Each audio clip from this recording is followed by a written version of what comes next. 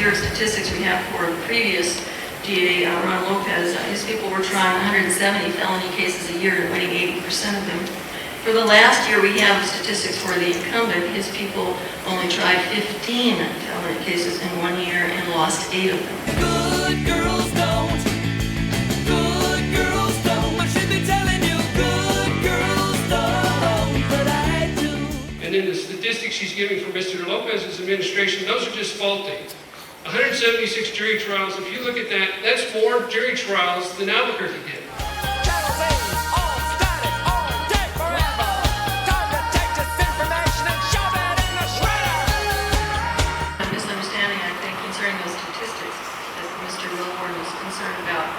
When I said that Ron Lopez's people tried 170 felony cases, I didn't specify jury versus non-jury. 28 of them were jury trials. I can't take any more illicit drugs. I can't afford any artificial joy. I'd sure look like a fool, dead in a ditch somewhere with a mind full of chemicals like some cheese-eating high school boy.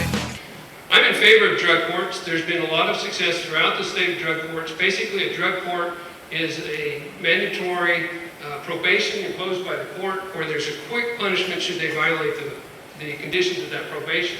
One of the problems we have now with probation is it may be months and months and months before they're actually taken before the judge and actually see any kind of punishment or consequences for their action.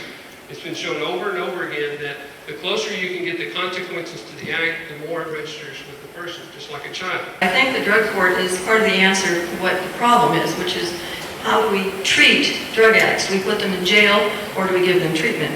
Governor Ann Richards in Texas proved that 6-month treatment works. These little 30-day wonder programs we have in New Mexico do not. Whiskey bottles and brand new cars. Oak tree, you're in my way.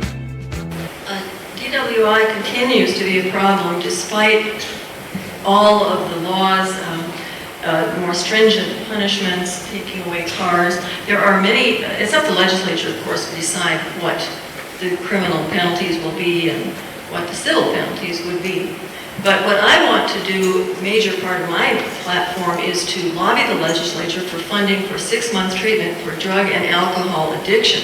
If you can destroy the addiction, then you destroy the criminal problem. Because every time you see an alcoholic, every time you see a drug addict, you see a mini crime wave.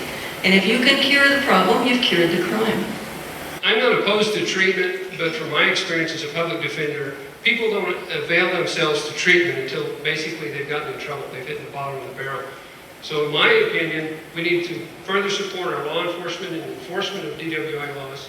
We need to further make sure that the DWI laws that are passed by the legislature are followed by the district attorney's offices to somehow get better access to records to prove prior DWIs. That continues to be a huge problem. We may have a person that may have 20 DWIs, but we only have proof to show in court of 1 DWI. That continues to be a huge problem.